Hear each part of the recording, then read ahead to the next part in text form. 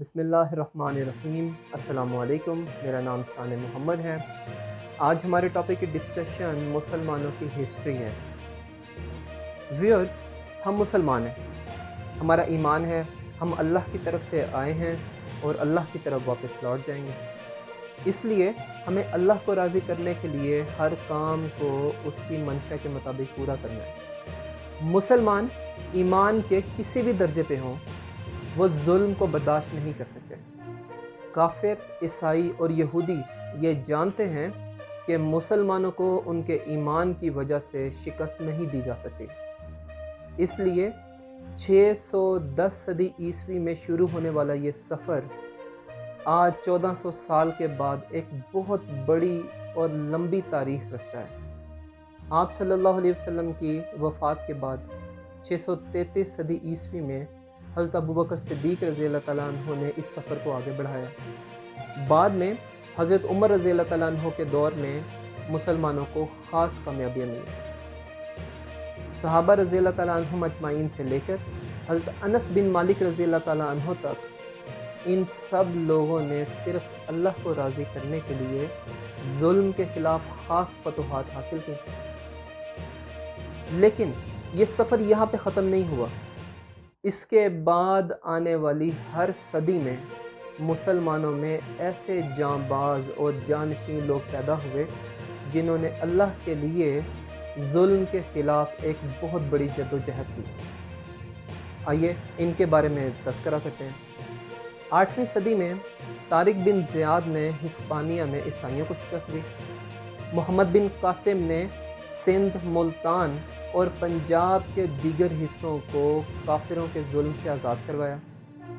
اسی صدی کے اندر خلافت عباسی کی بنیاد خلیفہ صفا نے رکھی۔ 9ویں صدی عیسوی میں ہارون رشید کی خلافت اور دانشوری مشہور ہے۔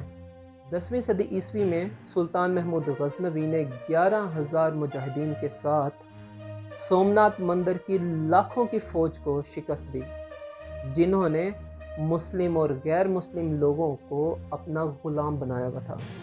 اس فتح سے وہاں کے علاقے میں ایک امن قائم ہوا۔ 11ویں صدی عیسوی میں یوسف تاشفین نے اندلس میں عیسائیوں کے ظلم سے نجات دلائی۔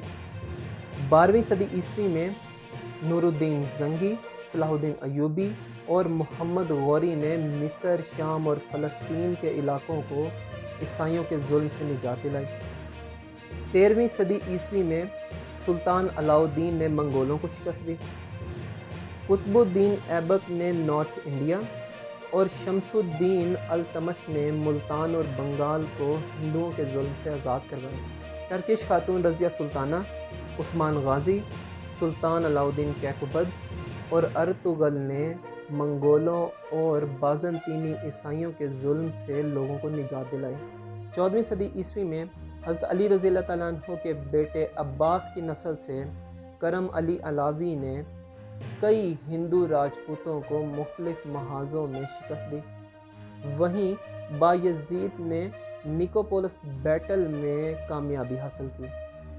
15ویں صدی عیسوی میں سمندر کی لہروں پر حکومت کرنے والے باربروسا کی مثال دنیا میں آج تک پیدا نہیں ہو سکی۔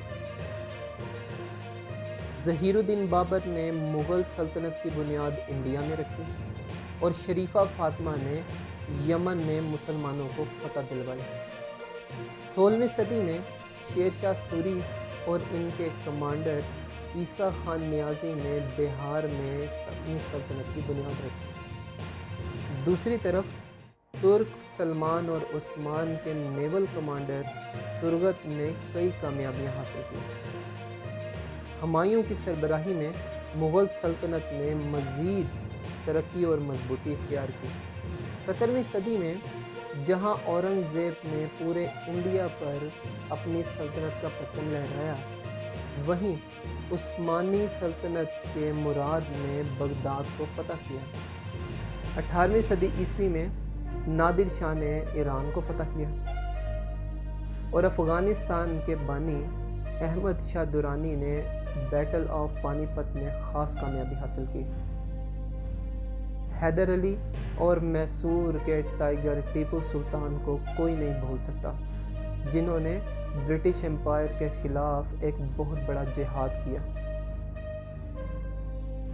19ویں صدی میں عمر مختار نے اٹلی کی لیبیا میں دراندازی کو روکا، تو دوسری طرف موروکو میں محمد بن خطابی نے اسپین اور فرانس کی فوج کا مقابلہ کیا۔ جہاں مسلمان مرد اپنی کامیابیوں کے جھنڈے گاڑ رہے تھے، تو انڈیا کے اندر بیگم حضرت نے برٹش امپائر کے خلاف جہاد کا اعلان کر دیا۔ یہ جہاد کوئی عام جہاد نہیں تھا، اس جہاد میں برٹش امپائر کو ناکوں چنے چبوائے گئے۔ 20ویں صدی میں احمد شاہ مسعود نے صرف ایمان کی بنیاد پر روس جیسی دنیا کی بڑی سپر پاور کو شکست دی۔ یہ شکست کوئی عام شکست نہیں تھی، بلکہ اس شکست سے روس کے کافی سارے علاقے نہ صرف ٹکڑے ٹکڑے ہوئے، بلکہ ان علاقوں نے اپنی ریاستوں کو بھی قائم کیا۔ ویورز، 21ویں صدی میں دیکھنے کی بات یہ ہے کہ مسلمانوں کی نسل کشی برملا طریقے سے کی جا رہی ہے، اور اب تک کوئی بہادر جوان اس نسل کشی کے خلاف اپنا نام پیدا نہیں کر سکا۔ افسوس کی بات یہ ہے کہ 27 ٹریلین ڈالر کی زبردست اکانومی رکھنے والے یہ مسلمان ممالک یہ صرف اور صرف اپنی جان بچانے میں لگے ہیں۔ ہم مسلمان 1400 سال کی ہسٹری رکھتے ہیں۔ اس ہسٹری میں چند لوگوں نے کئی دفعہ لاکھوں کی فوج کو شکست دی۔ Viewers, organisation of Islamic cooperation کو 1969 میں بنایا گیا۔ اس آرگنائزیشن کو بنانے والے جو بڑے بڑے نام سامنے آتے ہیں، شاہ فیصل سعودیہ سے، کرنل قذافی اور پاکستان سے ذوالفقار علی بھٹو تھے۔ اس آرگنائزیشن کو بنانے کا مقصد اسلامی اقدار کا تحفظ، قومی سلامتی اور خود مختاری اور آزادی کا دفاع ہے۔ امریکہ کی در اندازی یہ خود ساختہ در اندازی نہیں ہے، یہ اسرائیل کی پیدا کی ہوئی در اندازی ہے۔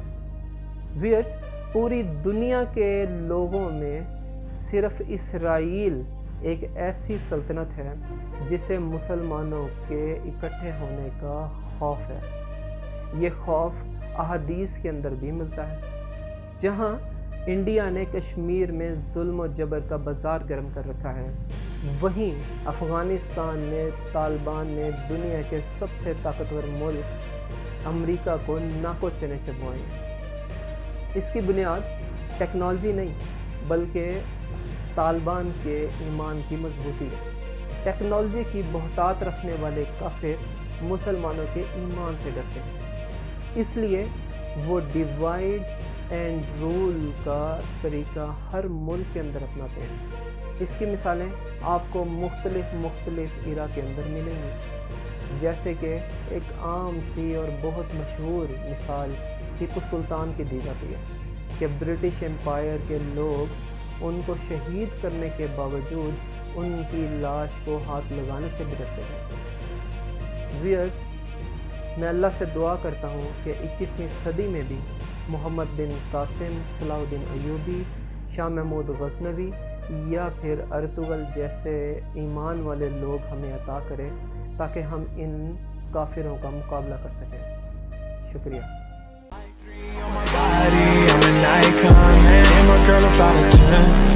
I should fuck her in a Benz.